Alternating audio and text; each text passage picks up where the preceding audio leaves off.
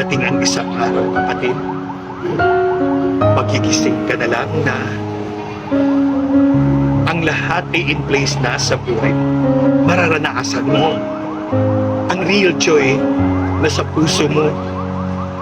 Masasabi mo at mapagtanto mo at ma-realize mo na bakit mo pinagdadaanan ng lahat ng battles na pinagdaanan mo sa buhay. Matanto mo na ang lahat ng yun ay para sa katatagan mo.